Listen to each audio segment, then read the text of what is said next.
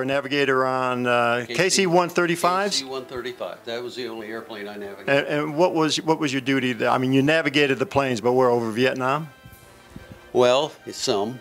We refueled fighters going into North Vietnam for a while from a temporary duty in Okinawa, six months in Okinawa.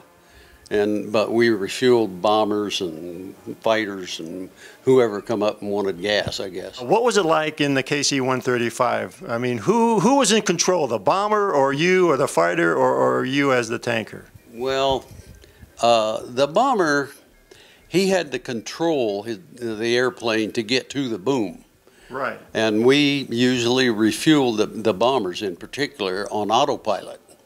And they just come up and got on the boom, and when we filled them up, the way they went. So you had a sergeant on the tail. He was the boom operator. Yes. He would let the boom out, and that when you put the plane in automatic pilot. Yeah.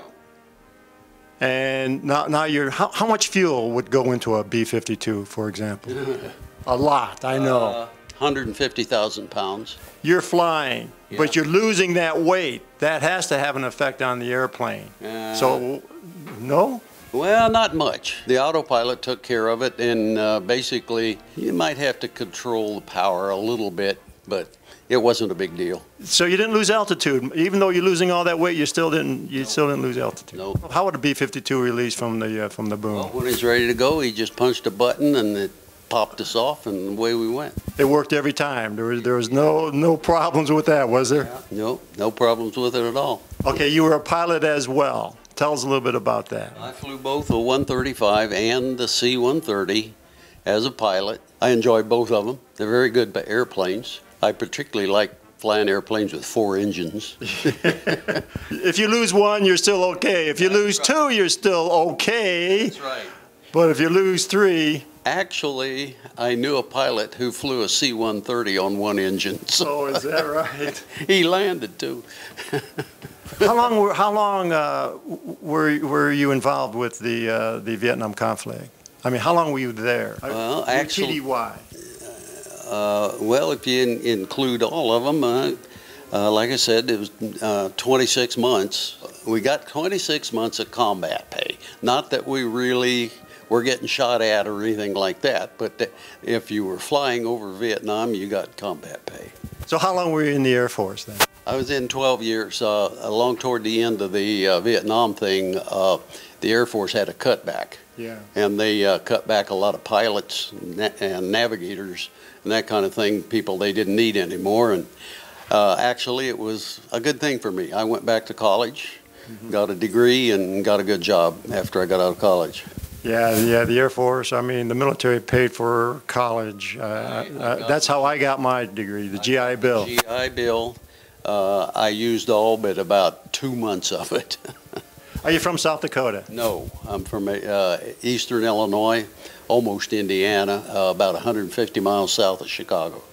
It was a pretty easy experience. The most fun time I had was after I left being a navigator and got assigned to pilot training. And I already knew all the rules and all that kind of thing. And flying the T-38 was a hoot. It was fun. It was a high-performance airplane. It was actually an F5 with 2 seats in it. Yes, right. And first time I flew it, I wasn't flying the airplane. The instructor in the back seat was just showing me what it would do. And we went from the ground level at, near Del Rio, Texas, to 47,000 feet in 2 minutes and 30 seconds. And you said, this is for me. Yeah. Oh, well, yeah. Did you do any barrel rolls or anything crazy while in that T-38? Yeah, we did all kinds of loops and rolls and formation flying and all that kind of thing. Got to do a little bit of what the Thunderbirds did, you know, in 4-ship formation, that kind of thing. I think probably as soon as we got at altitude, he said, you got it. And so you're pretty proficient already, though. I mean, once you got to the T-38, you had to be pretty proficient. Yeah, we flew the T-34. T-34 was a little 2-engine airplane. Straight wing and yes, yeah. We it was called the Tweety Bird because it squeaked like a And you sat side by side with the instructor. Yes, we did. You're bringing back a lot of memories for me, Johnny. Yeah, okay. So you were pretty proficient flying a jet, and then you went to the T-38. And he said, take over. Yeah. So what did you do? Did well, you do any loops? Did you do anything crazy, Johnny? Yeah, but really, acrobatics is just a fun thing to do. Nobody does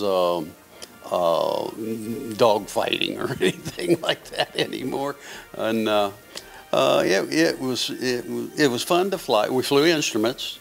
We learned to use all of the different instruments that most airplanes have. You know, mixture of approaches, that kind of thing. Flew a lot of solo. Once the instructor knew you could fly it, he got out and let you go. And you did have a mission plan, though, for each one. I tell you what, I feel that with the Vietnam thing, I was lucky. I got to watch the war through my windshield.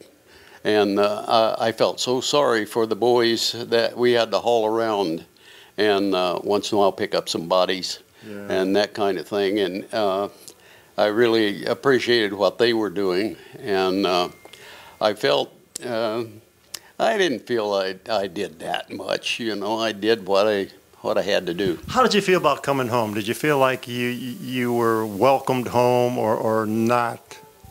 Well, that's a tough question. I'm sorry to ask that. We didn't have the see. We didn't come home commercial. When I was flying in the 135, I was just coming directly back to Ellsworth. And then when I was in the 130, we come right back to whatever base we were based at here in the States. We didn't have that atrocious stuff that happened to some of those boys that come back and been shot at, and some of them hurt and whatever, and these dumb people didn't know how to show their appreciation for what they were doing. They do now, though, don't you believe it? I would sure hope they do. Yeah.